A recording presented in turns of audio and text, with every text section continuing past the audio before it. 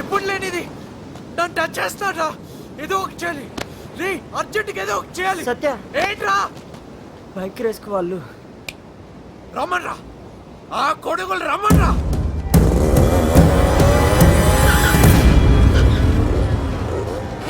నిన్ను నువ్వు మోసం చేసుకుంటున్నావు. నువ్వు వేరురా. జస్ట్ ఒక పాజిటివ్ టర్న్ ఇవ్వరా చాలు.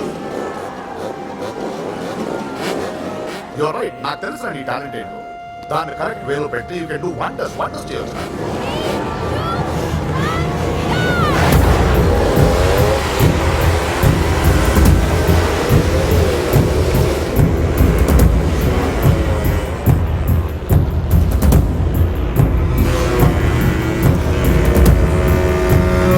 కానీ లైఫ్ అలా కాదు. పరీక్ష పెట్టి ఆ తర్వాత పాట నేర్పుతుంది, గుణపాఠం. ఆ పరిస్థితి నీకు రాకూడదనే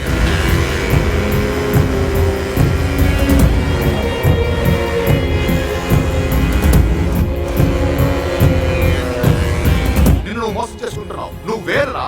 జస్ట్ ఒక పాజిటివ్ టర్న్ ఇవ్వరా చాలు.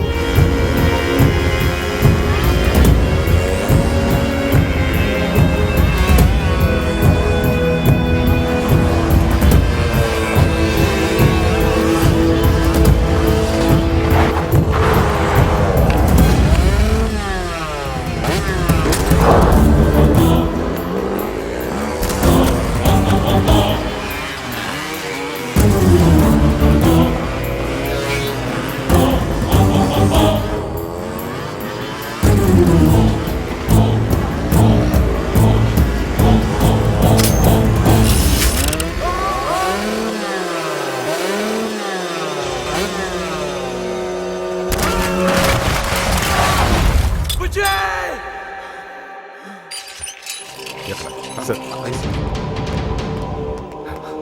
Doctor sir sir sir sir ఉండన్నా ఆగండి. ప్లీజ్. ఆగండి రా.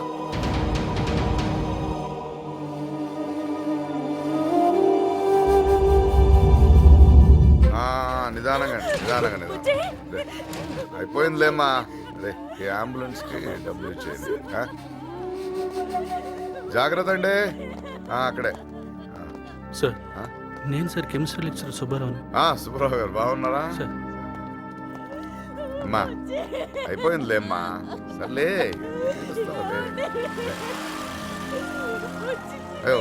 అంబులెన్స్ డబ్బు ఇచ్చాను. ఇచ్చారు సార్. ఇచ్చానా? రే మొక్కలకు నీళ్ళు వెళ్ళలేదేంట్రా?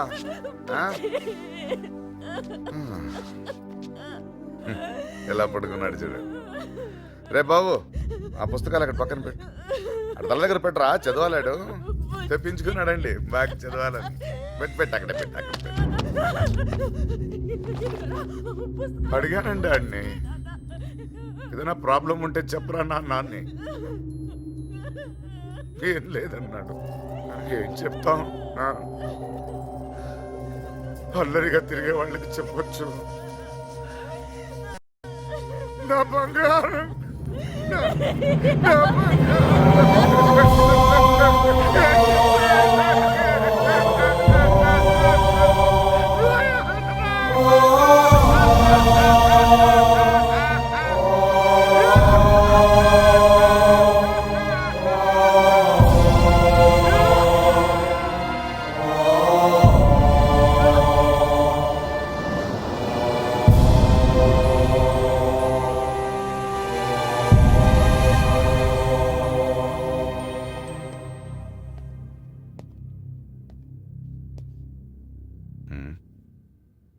రా.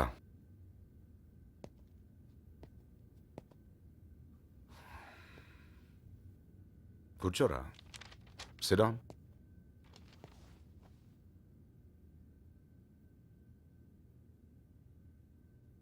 ఇలా జరుగుతుందని అనుకోలేదు సార్. ఏదో యాక్సిడెంటల్గా జరిగిపోయింది. అయిందేదో అయిపోయిందిగా. అయినా జరిగిన దాంట్లో నీ తప్పేం లేదు. నా తప్పేం లేదు సార్, కానీ బుజ్జిగాడి జరిగిన దాంట్లో నీ తప్పేం లేదు. సార్ నా తప్పేం లేదు సార్. నీ తప్పేం లేదు. నా తప్పేం లేదు సార్. నీ తప్పేం లేదురా. నా తప్పేం లేదు సార్. నీ తప్పేం లేదు. తప్పేం లేదు సార్. నీ తప్పేం లేదు. నా తప్పేం లేదు సార్.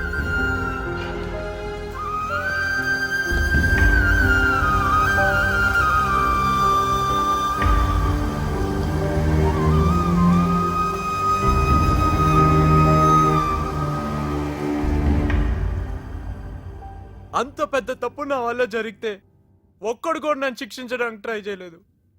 ఫ్రెండ్స్, క్లాస్మేట్స్, పేరెంట్స్, ఆఖరికి కన్న కొడుకు పోయిన తండ్రి కూడా నన్ను క్షమించేశాడు. ఎందుకంటే నేను ఒక కాలేజ్ స్టూడెంట్ని, నా ఫ్యూచర్ ఏమైపోకూడదని. అలాంటి ఒక క్షమాపణ నేను భరించలేకపోయాను. అదే నాకు పెద్ద శిక్ష అయిపోయింది. తట్టుకోలేకపోయాను మావయ్య. ఆ గిల్టీ ఫీలింగ్ తో ఆ కాలేజ్ లో ఉండలేకపోయాను. ఆ కాలేజ్ ఏంటి, ఆ ఊర్లోనే ఉండలేకపోయాను. ఇక్కడికి వచ్చి చూస్తే నాలాంటి వాళ్ళే వందలు వేలు. నాలాంటి వాడి వల్ల ఒక ఫ్యామిలీ సఫర్ అవుతుంది. నాలాంటి వాళ్ళ వల్ల ఒక అమ్మాయి కాలేజ్కే వెళ్ళకపోతుంది. వాళ్ళని చూస్తే కోపం వచ్చింది, కానీ అది నా మీద నాకున్న కోపం. కుట్టాలనిపించేది, కానీ ఆ హక్కు నాకు లేదు. అవాయిడ్ చేయాలని ట్రై చేశాను, నా వల్ల కాలేదు. పేరెంట్స్ పిల్లల్ని ప్రేమించడం తప్ప ఇంకేం చేయలేరు. సొసైటీ కూడా ఏం చేయలేదు, భరించడం తప్ప. సిస్టమ్ ద్వారా కంట్రోల్ చేద్దామని ట్రై చేశాను, వాళ్ళు ఇంకా రెచ్చిపోయారు. Ego, student ego. నాకు ఫస్ట్ టైం దేశం ఏమైపోతుందో అనిపించింది. నిన్ను చూస్తే జాలేస్తుందిరా అన్న మా ప్రిన్సిపల్ మాట గుర్తుకొచ్చింది. ఏదో చేయాలి, ఏం చేయాలో తెలీదు. ప్రాబ్లం ఎక్కడుందా అని ఆలోచించాను. ప్రాబ్లం కాలేజ్లో లేదు, ఈ ఏజ్లో ఉంది. ఈ ఏజే మనందరినీ కన్ఫ్యూజ్ చేస్తుంది. అలాంటి ఏజ్ గ్రూప్ వాళ్ళందరినీ ఒకే చోట చేర్చడం కాలేజ్ చేస్తున్న తప్ప. స్టూడెంట్స్ ఇలా ఉన్నంత కాలం జేడీ లాంటి వాళ్ళు పుడుతూనే ఉంటారు. మార్పు రావాల్సింది పేరెంట్స్లోనో సొసైటీలోనో జేడీ లాంటి వాళ్ళలోనో కాదు, స్టూడెంట్లో. కానీ వాడికి చెప్తే వాడు వినడు. వాడి గురించి వాడే ఆలోచించుకోవాలి, వాడి గురించి వాడే తెలుసుకోవాలి. అప్పుడు నాకు దొరికిన ఒకే ఒక ఆధారం స్టూడెంట్ ఈగో. ఈగోని రెచ్చగొడితే స్టూడెంట్ ఏమైనా చేస్తాడు. అందుకే కాలేజీలో జాయిన్ అయ్యాను. నేను రెచ్చగొట్టిన ఈగోని నేనే చల్లారిస్తే ఆ మధ్యలో నుంచి ఇదంతా ఎందుకురా చేస్తున్నావని ఒక చిన్న ఆలోచన పుట్టిందని ఆశ. అందరూ కాకపోయినా నా వల్ల కొంతమంది అయినా అలా ఆలోచిస్తే చాలు. స్టూడెంట్స్ అంటే నాకు కోపం కాదు మామయ్య, జాలి. నాకు పడ్డ శిక్ష వీళ్ళెవ్వరికి పడకూడదు. ఎందుకు ఆపేవరా? నవ్వుతుంటే ఏం కొడతావురా?